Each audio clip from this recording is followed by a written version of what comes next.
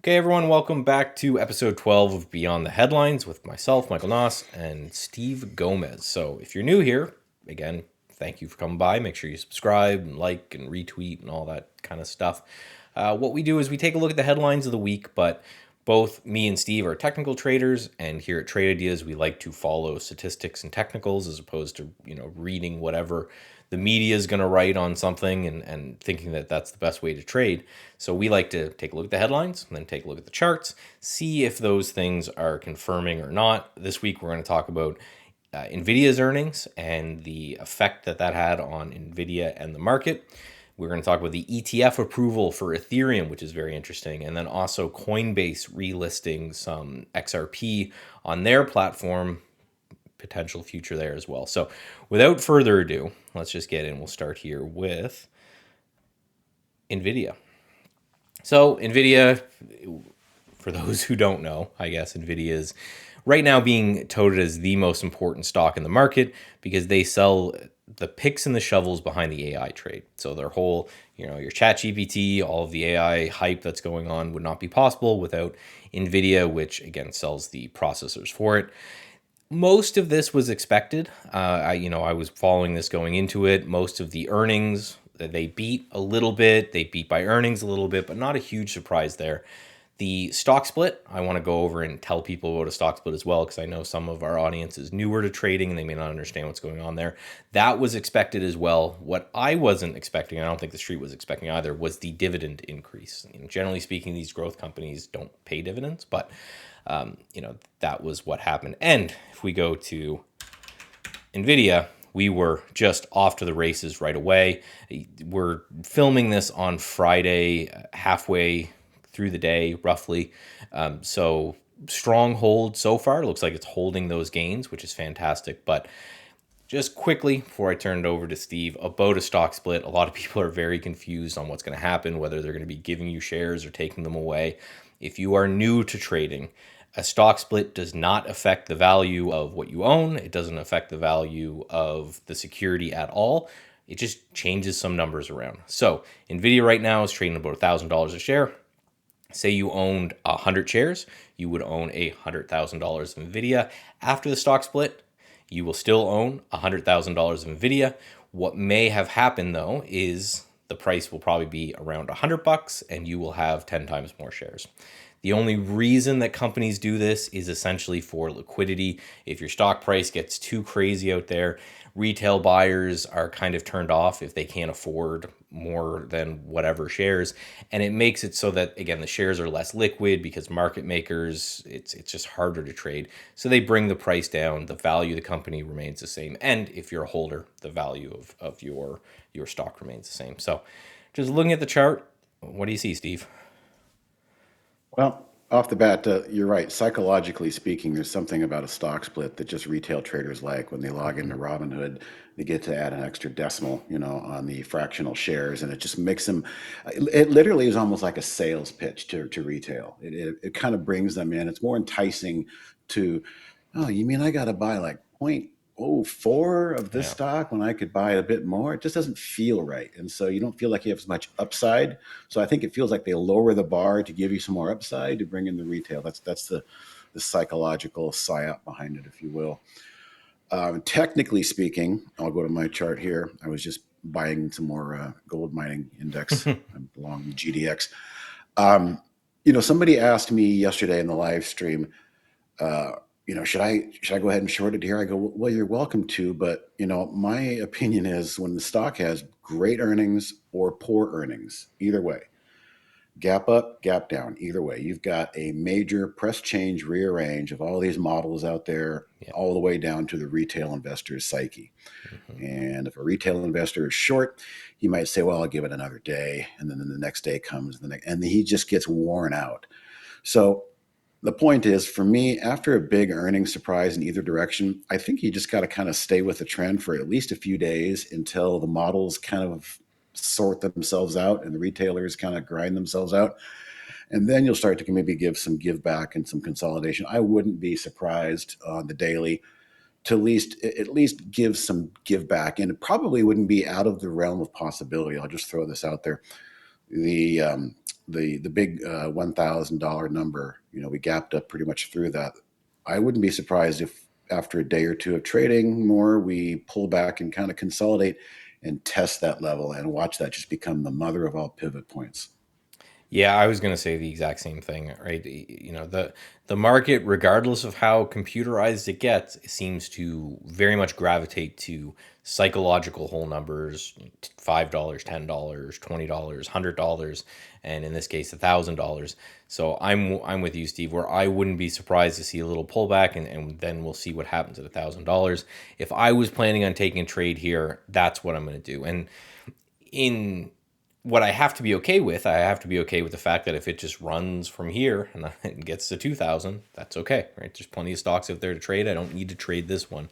But for me, it would be, do we pull back to 1,000?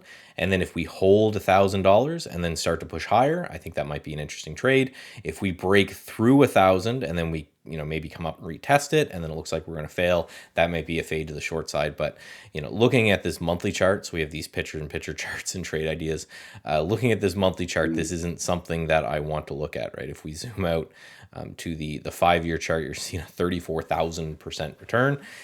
There is a psychological phenomenon that everybody has, that just professional traders have learned to fight, of it being up too much or down too much. And there is no such thing in the market as something being up too much, and there is no such thing in the market as something being down too much. The trends persist. That's why trading works.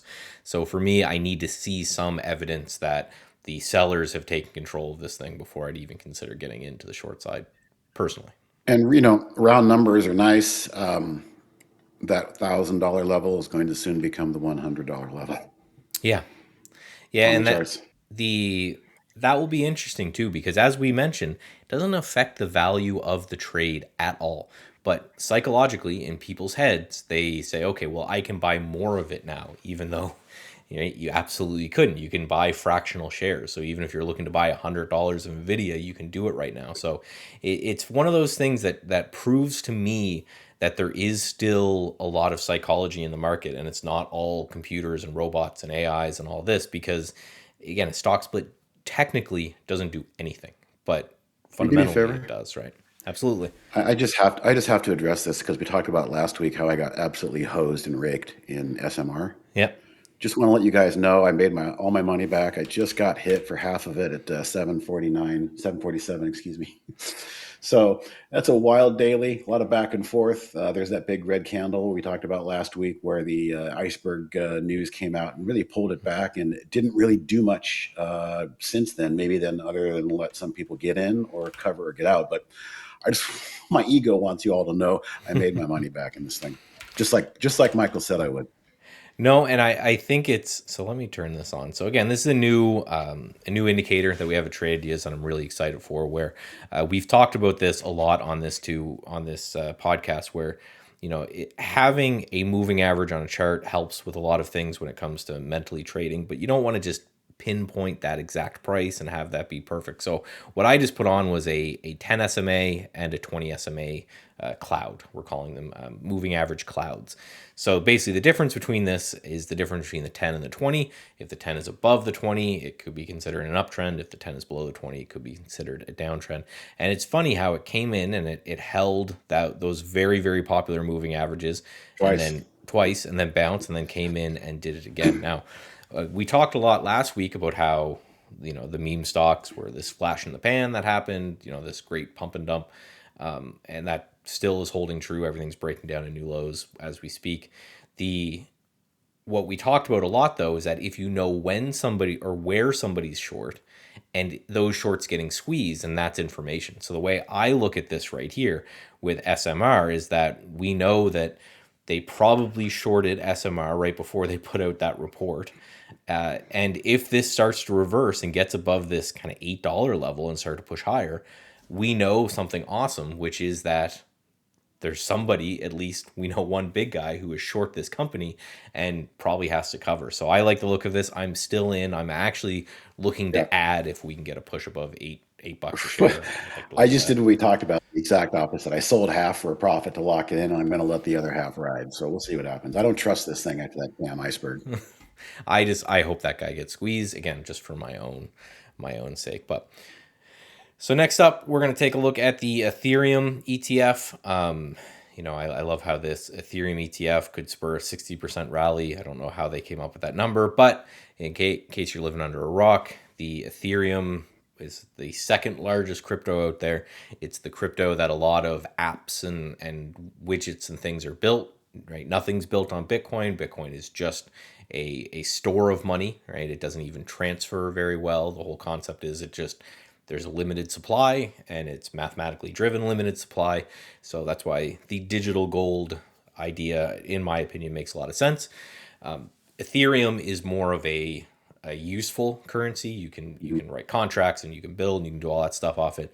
What's interesting is that the Bitcoin ETF happened just a couple weeks ago, and then very quickly into the Ethereum ETF. So that's gotten the whole crypto market kind of hyped up.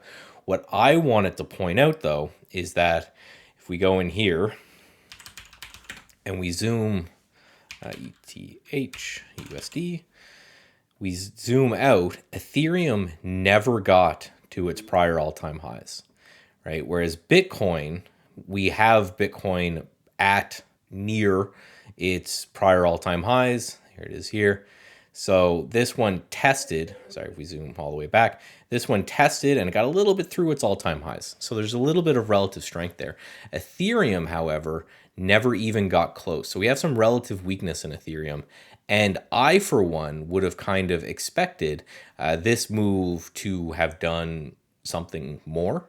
I'm not saying to short here or anything, but the fact that it couldn't even get to these prior highs, nowhere near, and then even on the news, it couldn't even get to these prior highs.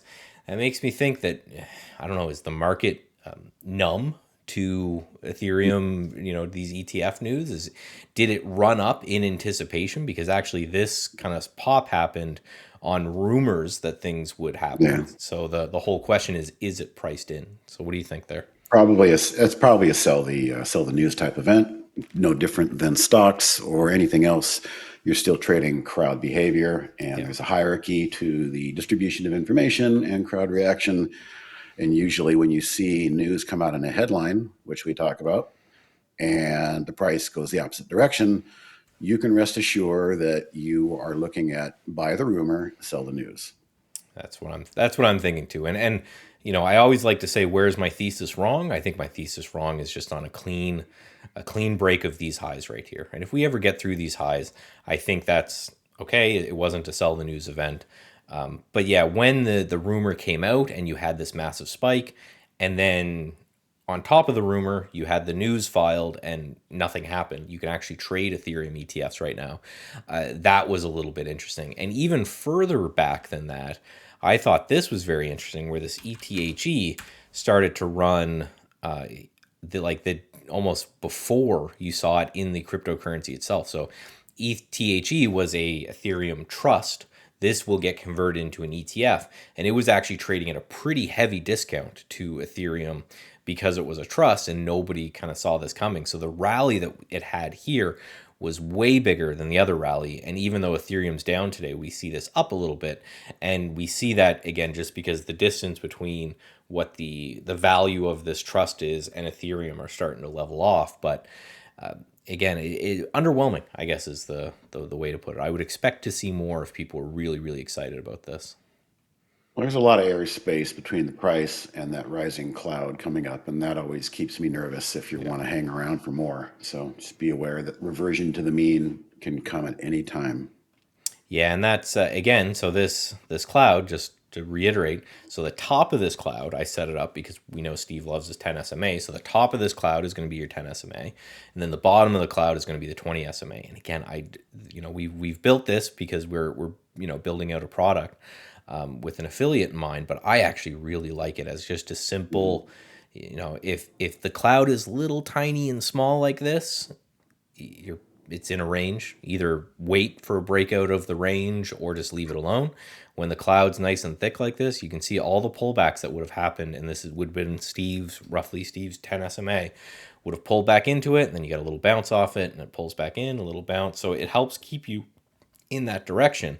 So we have a long separation from that, and look at what happened the last time we had a really big separation from this cloud. This pull in was pretty dramatic. So even if it does move higher, I'm with Steve that it I Yes. would expect more So momentum. it's a long weekend too. You to get trapped in an ETF that trades on the New York Stock Exchange. So Yeah, and that's always really, really scary. We trade primarily stocks, but what really scares me about these ETFs is that you have a bit every night the market's closed, but on holidays and long weekends, this is going to close, and then the Ethereum market's going to keep going all weekend. So if the Ethereum market drops all weekend, then I've been thinking about this you a don't lot in sleep my well. mind. Well, and what happens to those opening orders? Because they have to sync back up to the price. So it would make Mhm. me think that there's this disconnect because all of these ETFs have to then they're audited by the SEC to show that they have the Ethereum that they're supposed to. So again, it's just I'm thinking out loud. But Ethereum does a big drop overnight, then the ETF itself is going to have to sell Ethereum on the open on Monday, and that again, it's an interesting dilemma. It's something that doesn't happen very much in most ETFs because they're based off things that also have that as well. So while we're on crypto, and for the final story, Yeah. this is one that Steve wanted to talk about. So it looks like Coinbase is restarting trading in XRP in New York. Steve, you know a little bit more about what's going on here than me, so why don't you take it Yeah. away? So let me just introduce the audience. If you haven't heard of Ripple, it's a utility blockchain asset, whatever you want to call it. And it's trading around 50 cents. It's been around forever. It's slowly working its way into the system. The SEC has been kind of fighting tooth and nail to keep the public away from it, but that's not working. And that makes me want it even more, quite honestly. When I first heard about it about a year and a half, 2 years ago, my average price is right around 53, 54 cents right here. And I had to bounce around. I had to open like 3 or 4 different accounts before I found one that would allow me as a US citizen to transact. This is a while ago. It's not that hard now. They've opened it up, like I'm saying. Let me just spend 2 minutes explaining what this is and why it could be a game changer. If anybody has ever tried to transfer funds from one currency to another, say, you want to send something in US dollars over to British pounds, Mm-hmm. goes through a wire, it goes through the international SWIFT system, which is a wonderful racket of bankers who can hold your money for 3 nights afloat. There's absolutely no reason in today's day and age with blockchain technology and computers that we are holding a currency swap for 3 days to transfer money from one country to another country to do business. You're holding up business. It's just Yep. wrong. Enter Ripple XRP. It is a utility token that allows the grease in the wheels to transfer in the future digital currency from one digital currency to another in a matter of seconds. And think of XRP as the escrow, the fractional escrow. So currency A, Ripple, currency B, transaction done.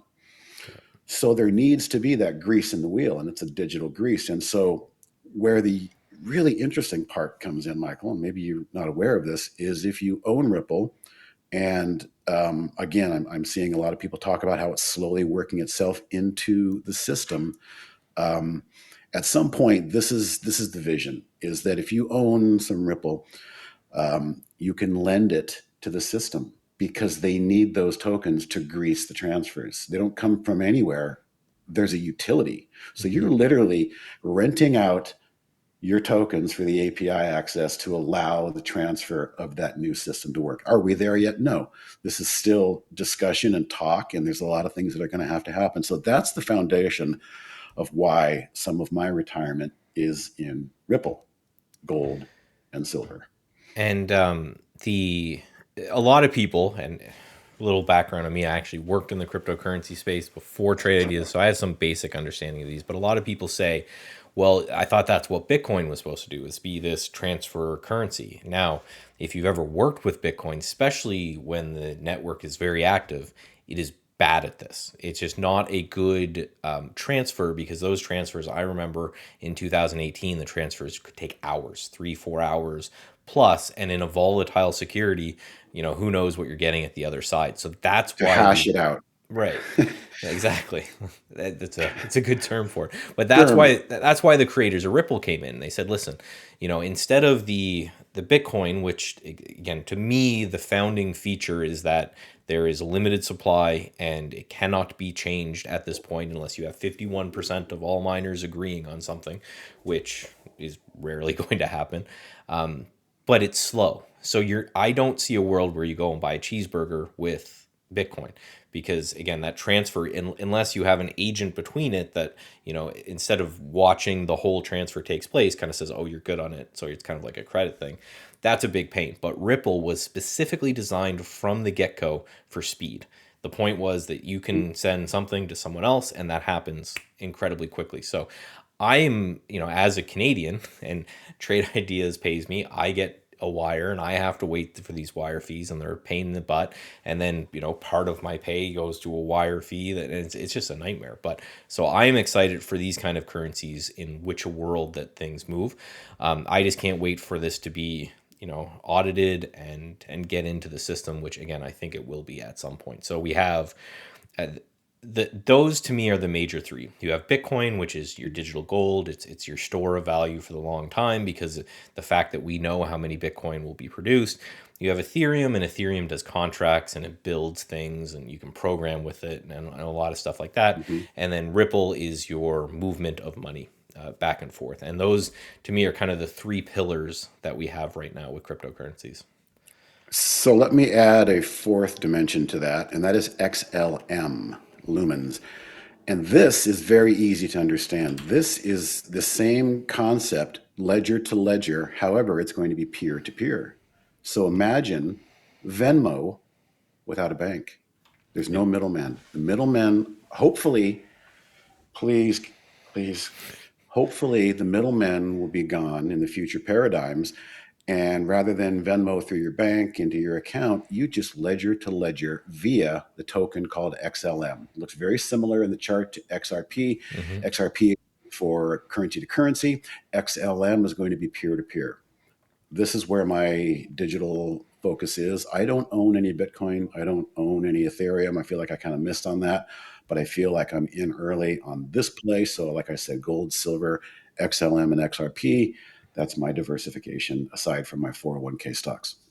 And I don't know if these are still a thing or not, but there's a gold cryptocurrency you might want to look at too, in which the company is doing kind of exactly what you said with those physical trusts we talked about last week, where Oh, yeah, the Sprott. yeah, the Mhm. idea is that they will hold the gold, and I'm trying to remember what the ticker is, but they'll hold the gold and that will get audited by an independent third party, but then you can transfer it back and forth, and the whoever owns the gold is being held on a digital ledger, which is hilarious because it's just putting everything back on the gold standard, where in Fort Knox you basically had gold and then you had a ledger of who essentially owned that gold. And that's what, for those who are, I guess, young, that's what money used to be, is just to say, I have claim to this much gold that exists in this place.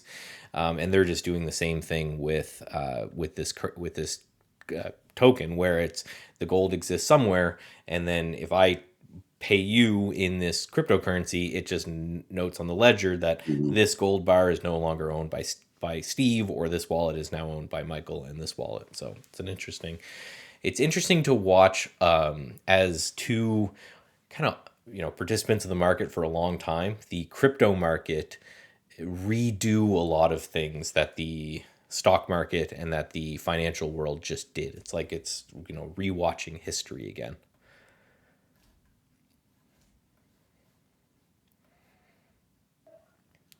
All right, everyone. So I hope you loved our in-depth talk about Nvidia and more importantly crypto and all the cool stuff that's working there. We are working very hard here at Trade Ideas to get crypto on the platform, so that's something that we're going to focus a lot on. That's why me and Steve are reading so much on it as well. We want to make sure that we're good to go when crypto launches. So again, if you've made it this long, please give a like and a comment and a retweet and all that things. The algorithms love it. It pushes this out to more people, and it's just the easiest way to kind of say, hey, thanks for providing all this content to you guys. And I have a challenge. I mean, who's going to be the first one to give us a chart request? We've asked every week, so somebody's got to be the winner there. Who wants to be a winner? We'll go over, yeah, we'll 100% go over the first guy. But if there's more than that, if we can fit in time, we would love to take an extra 5 minutes here at the end and just, bang through some charts and some ideas. You have a chartered market technician, you have a very seasoned trading professional that look at the market a little bit differently. So you may actually get two separate opinions that you can mull over, over the weekend when you're looking at that chart. But again, thank you guys for coming by. Hit that like button on your way out, and we'll see you next week.